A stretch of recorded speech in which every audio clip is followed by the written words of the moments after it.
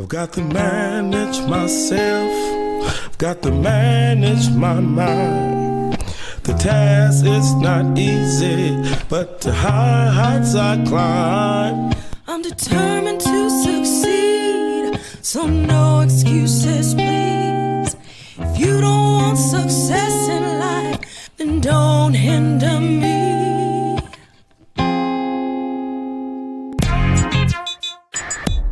Yes, let the whole world know you are a CEO. You are a CEO. I'm a CEO. You are a CEO. I'm a CEO. The time is here to celebrate. You are a CEO. You are a CEO. You are a CEO. You are a CEO. Yes, let the whole world know. The time is here to celebrate. Success is calling, so don't be late. You are a CEO. Good evening, everyone. Terry Fulton here, standing in for Michael E. Parker, and I would like to welcome you to another episode of CEO TV Live. And as you heard us talk about, it's time to start to get organized. Tonight, as promised, we are going to go into Let's Get Organized Part 2. So as I just kind of referenced, if you remember last time we were in front of you, Michael E. Parker and myself were on the set, just talking about the mindset that it takes to get organized. And it set the tone for a series of shows that we're going to be talking about different areas of our lives where we could take this concept of organization and we could start to get organized in every aspect of our lives. And so hopefully you are excited and ready to go. So let's jump right in. I don't want to waste any time. We're going to talk about getting organized, and tonight we're going to be focusing on life management. All right, it's one of our major pillars in the house of success that you hear us reference. And so we're going to go ahead and jump right in. And where life management starts with first is self-awareness. You have to know what you are doing with your time. And this is very important. I work with people all the time, and they're telling me that they're too busy, or they're telling me they don't have enough time. And that's not true. We do have enough time. We do have the time it takes to meet what we value. The critical thing is to be aware of where your time is going. And we're going to want you all to get really serious and very intimate with your own self and be honest where your time is going, because we all should know what our top priorities are. We should know what our values are, and we should be building our life around what we value. And that's what we're going to be discussing here tonight. So we're going to start with a case study. I have a case study here, and we're going to look at the busy husband. And I'm going to read his personal bio here. Jeffrey just turned 39 and has been married for 10 plus years to his beautiful wife, Cindy. He's been working on the front line during the pandemic as a nurse at a local hospital. Needless to say, he's been very busy with the spike in COVID cases. Cindy is also a professional, but has been working from home. To save time, they both came up with a plan to make sure they can manage both of their busy schedules. They order pre-made meals to save time on meal prep. They automate their household shopping to be delivered every 2 weeks. And since they have both been fortunate to have jobs during the pandemic and are doing well financially, they automate the majority of their bills. Jeffrey and Cindy also have 2 lovely children that are participating in distance learning. So you can see Jeffrey has a lot going on. I'm sure Cindy does too. She's a busy professional. She's at home with the kids. And the reason why I'm not talking about Cindy is we're going to have something come up a little bit later in one of our shows where we're going to address the parenting issue. But you can see how busy Jeffrey is. Now, if you look at Jeffrey's schedule, though, how many hours does he have? All of us have access to the same 168 hours. He has 168 hours in a week. He's trying to sleep 8 hours a night, so that's 56 hours. He's working overtime because of the pandemic, so he's working 60-hour weeks. Commute time is round trip is 1 hour per commute time.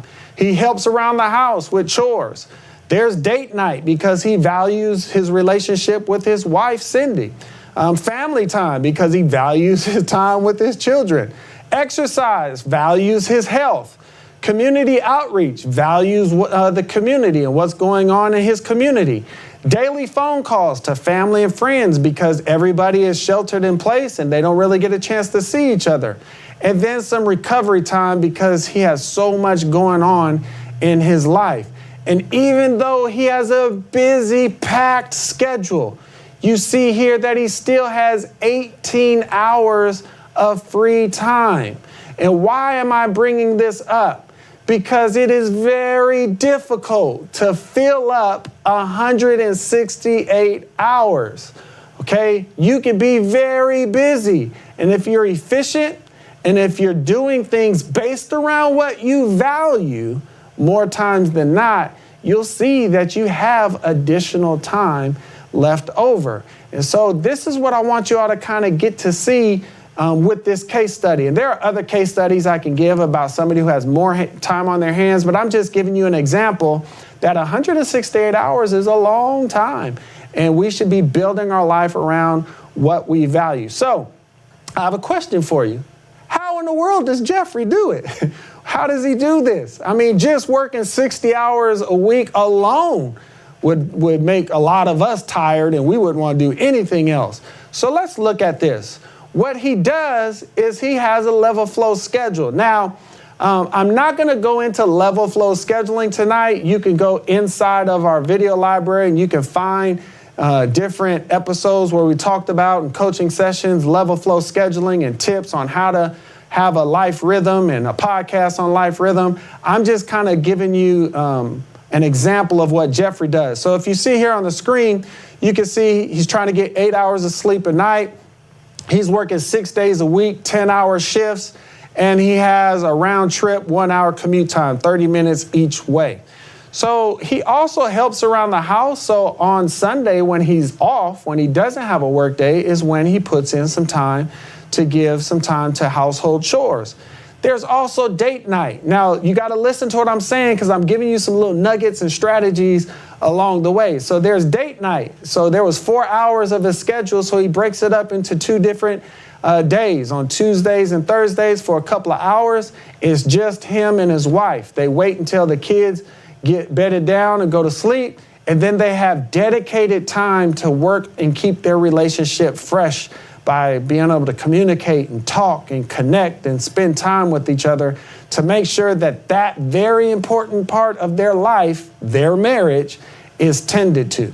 All right, and so that's one of the little nuggets that I wanted to share with you. Then you can see family time is very important to him. So there's family time distributed evenly throughout the whole week. It's more on Sunday because Jeffrey, that's his off day. But if you look at his level flow throughout the week, there's an hour on Monday, an half hour on Tuesday, an hour on Wednesday, half hour on Thursday, then another hour on Friday and Saturday each. So where's the nugget here? You can see that it's level. Every single day, the family gets together, whether that's around the table to eat or to sit down and talk. And here's another little nugget. So they do entire family time throughout the whole week, but the days where it's only 30 minutes, they switch off. So Cindy gets to spend one-on-one time with one of the kids and Jeffrey with the other kid, and then they flip-flop on the other night to make sure that they have one-on-one connections with their children. So these are just little creative ways that you can begin to touch the things that you value in your life using this level flow schedule philosophy. Now, here's another thing I want you to see. So exercise, he does it for 3 hours a week. So you can see Sunday, he's off, so he puts in a full hour. Monday's the beginning of the week, so he's a little more fresh, so he puts in another hour. But he has a very busy, aggressive work schedule. And so he doesn't work out again until Friday and Saturday. And because those are still work days, he reduces his exercise regimen down to 30 minutes. It's a good 30 minutes. It's a strong 30 minutes. But just trying to be realistic, he may not be able to put forth the same amount of energy that he would do on a Monday or a Sunday just because of the rigor of his work hours. Community outreach. Jeffrey loves to outreach into the community, and it just so happens where he works, the hospital, has a community clinic, a free clinic. And so he likes to stop by there and interact with the patients and the families during this very tough time, and to do what he can to give additional time towards his community. And he does that before he goes home. And so these are things that Jeffrey likes to do. He likes to stay connected to family and friends. And so because of all of the sheltering in place, you can see there's about a half hour each day where he's connecting, either whether it's a Zoom call, a phone call, with family and friends. And then this is a very critical thing to look at. He builds in recovery time on his day off. So the whole household knows for these 3 hours, leave Jeffrey alone. He has an aggressive schedule. He's tired. His body can only take so much. He's been dedicated to his job. He's been dedicated to his family. He's been dedicated to the community. Now it's time to give himself some free time to relax and recover so he can face another tough week. And even though his week is that aggressive, he still has time left over after every single day. So what is the point here? To make sure that you're not trying, the goal isn't to put every single second of your day into your schedule. You need time for life to happen, to adjust and to, flex. So you don't want to schedule every single hour of your day. You do want to have some free time every single day built in for when things can happen, or you just want to relax and transition and get some mental and physical and emotional rest. So these are some things to think about as we're talking about building your life around what you value. So what lessons can we learn from Jeffrey's example? So here are some things that I want you to think about. Now, it goes into the you versus you battle. And this is where you versus you becomes very real, because you are your own competition and you're fighting yourself to basically be able to manage your life. So let me show you some things. There's your values versus what you preference. So your preferences. So values are things that are more important to you than anything else, even how you feel. Preferences are things that you would rather do in the moment based on how you feel. So you got to make sure, are you making value decisions or are you making emotional decisions, right? So as tired as you might be, you should build your life around what you value, not how you feel. That's why you need discipline. There's no reason for discipline if you feel like doing it, because you're going to do it. But it's when you don't feel like doing it, that's when discipline shows up. Delayed gratification versus instant gratification. Delayed gratification always focuses on earning the reward after putting in the effort and the work. Instant gratification always focuses on the short-term benefits while trying to avoid or delay any effort. And so we got to make sure that we are willing to delay the gratification. I'm sure that Jeffrey would like to go to sleep, but he delays that gratification to spend time with his family or to make that additional phone call, to stop by the free clinic and serve his community. And then when he does go to sleep, he feels accomplished because he built his life around what he values. Then there's effort versus hard. This is one of the biggest things I need everybody to understand. Effort is the amount of positive energy you put towards completing a task or goal. Hard has to do with completing a difficult task, regardless of how much effort you put in. Too many times we say it's hard, it's too hard, it's hard, it's hard, and it starts to get kind of whiny, and it becomes negative energy versus effort is, I love my wife, so I'm going to put the effort in. I love my job, so I'm going to put the effort in. I love my children, so I'm going to put the effort in. I love serving my community, so I'm going to put the effort in. Sure, I get tired. Sure, there are days that are harder than others, but I built my life around what I value, and I don't mind putting that effort in. And it gives you a positive energy to be able to touch the things that matter to you. So that's very critical to understand. Then time management versus self-management. You're not really managing time. You're not even really managing tasks. You must learn to manage yourself to complete a variety of tasks within the limits of time that you have. As we often say, you don't manage time, you manage yourself within time's constraints. And so time management is less about managing time and a whole lot more about managing you, or me managing me. But we have to first know what we value, have our priorities straight, and build our life around what we value, and be willing to make the effort to touch those demands. So what does it take to manage your life? And this is the last thing I'm going to share with you quickly. It takes focus.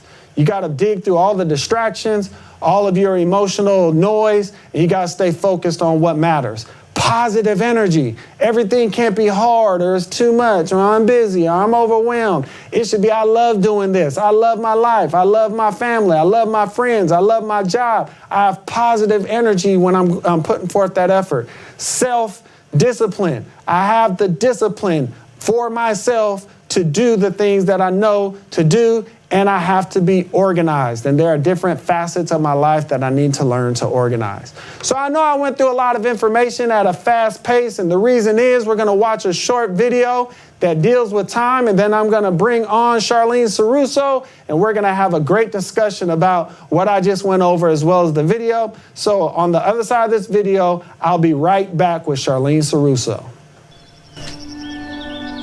Time. Something so misunderstood, yet so valuable. Time is infinite, but we are not. You cannot save time, lose time, create time, or destroy time. Time exists, with us or without us. Time goes on, with us or without us. It's not about managing time. It's about managing ourselves, our thoughts, our emotions, our decisions. We can't really take advantage of time. We can only take advantage of our brief coexistence with time. It will never be 5 minutes ago. That's how valuable time is. We only live once. We have one shot at getting things right. So think about this question. If time ran out on you, what would you regret? Now that you've taken the time to think about that question, make time your ally and only do those things that are most important. Time.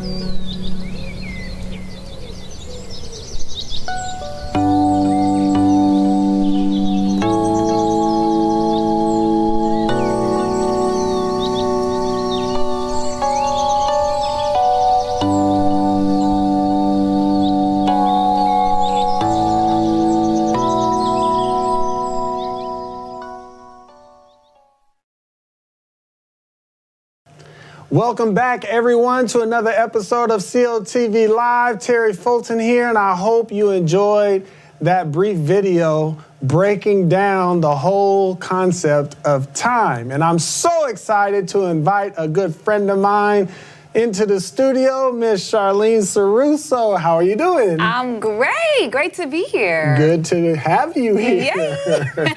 So I don't know. People putting us together. I don't know what's about to happen. I don't know. It's going to be a great show. That's what's about to happen. Great time. Great time. Great time. So speaking of that, what did you think about that video? I have thoughts, but what did you think about that video? And I always like your thoughts. It's a very interesting video because it's time. Time exists with or without us. Right. It'll always be there. Mm-hmm. And so it's interesting. Is it managing time that we're doing, or is it managing something else? Right. So that's kind of what made me think about that video. It's an interesting concept, right? Because we always run around saying, I got to manage my time. I got to manage my time. 168 hours for everybody. It's a flat. Right? And so, that's what makes it equal, right? But I have to understand what I value. I have to understand the demands of my life. And that's really what I'm managing with some additional things like, emotions. I feel. Just the small things, emotion, Yeah. So that being said, let's talk about the case study. Jeffrey. Oh, Jeffrey and Cindy. Can't forget that, Cindy. Yeah, Cindy. So what did you think about some of the like little nuances and nuggets that I was given? Because some stuff was written in the bio. Right. And other things I started to kind of show how he manages his life. So what were your thoughts? I enjoyed it. I was like, Jeffrey has it down. I was like, yes, I need what he's got going on. But I think what stood out to me about the case study, here's a person who's extremely busy. He's working in the medical field, I believe you said. Long hours, let's just assume it's the pandemic. That's a lot of stress alone. Sure. He's married, he's got kids. So we all know what that means with COVID going on. You're probably teaching your kids at home or trying to figure out how to get them back in school. But I thought he, in the midst of all that, let's just say, I thought he did such a great job just creating consistency. And I think that's what the key is of the level flow schedule, and just sitting down and thinking about like what is most important to you. And I think in one of the first episode where Michael mentioned about this whole series, he talked about what we talked about today, which is what do you value most? And that should be what we focus on. Right. And I thought he really did a great job just placing time, like he used variation of time. So I know sometimes you can think like, oh, it has to be 1 hour every time I do it. Right. Who said so? Right. Right? He did I think he had some exercising or something where it was like 1 hour in the beginning of the week on 2 days. And then it just wasn't realistic for him to do the next couple of days. Right. And then he did half hour on the next, I think he did 1 hour off for 3, and then half an hour each day after. Yeah. And I thought that was so creative because he's still consistent. He's still touching that element of his life, but it's okay if it's a different time, right? So I thought that was, pretty interesting to me. Right. And if you look at his schedule, the reason why it was level is because he distributed the time throughout the week, right? Yeah. And he tried to make sure that his whole life had a flow to it, and value, the things that he values was flowing throughout his life. And so now his life is almost on automatic. And some of the things I like too is him and Cindy sat down, so communication is important, right? He didn't make the schedule by himself. Right. He talked about the people that are in his life, and they made some decisions together. And I like how some things they automated, like their bill pay, or they automated their grocery shopping, or they automated their meal planning, and things like that. So now that's off the plate, and I can focus on what matters to me, which was interesting. Yeah, I like that. And I think just being creative, there's so much technology now.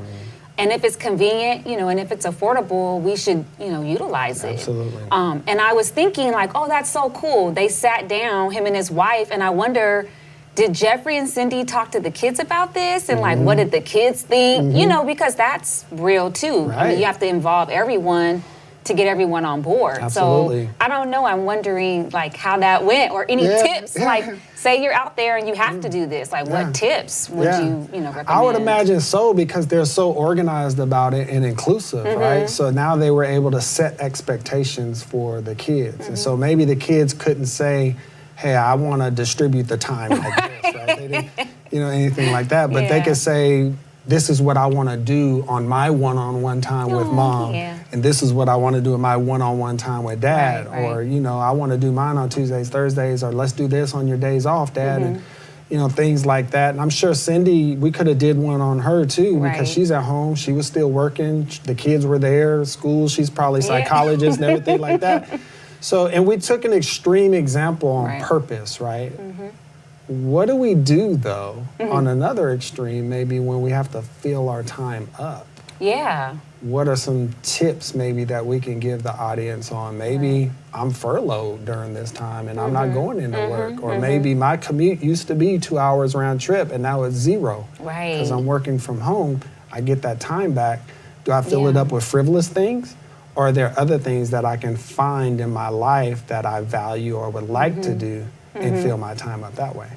And I think that's such an interesting just way to think about it, because there's so many different people, there's families. You might not be married with kids. You could be a college student. That's right. Or you could be, like you said, furloughed from your job. You don't want people to see you the next time in like a year and be like, who is that? Right. You know, because you didn't really do anything with your time. You maybe weren't eating right and weren't exercising or weren't doing things that you valued and made you happy. So even in that instance, you have all this time. I guess not that you have to fill it all the way up, but you could be advancing in your happiness and in your life. You know, if you actually, thought about, well, what things do I value now in this new work furlough, life or whatever. So would you say then something to consider is circumstances may fluctuate, stage of life may fluctuate, It's good. demands may fluctuate, but what I value, I still build my life around what I value. And there are times in my life where I have less time available to me to meet life's demands. And there are other times in my life where I have more time available to me to meet life's demands. And so that's the critical point, the starting point, and the whole anchor. He talked about being anchored when he was talking about to-do life. Is what I value, what's important to me. And that's what I should be participating in more times than not. Yeah, no, that I love that. It's the value every time. That river of value that's flowing, that's your value. You know, because sometimes, like I think we were talking earlier about the lean principles, and you can think of a river as value in your business, but I'm running the business of me. Exactly. So what is my river like in my life? Right. And like you said, even in this having a level flow, like I was thinking too, like, well, what happens, when the day comes and you're like, oh, I don't feel like doing this. I know I have to do it. All these emotions and thoughts and feelings.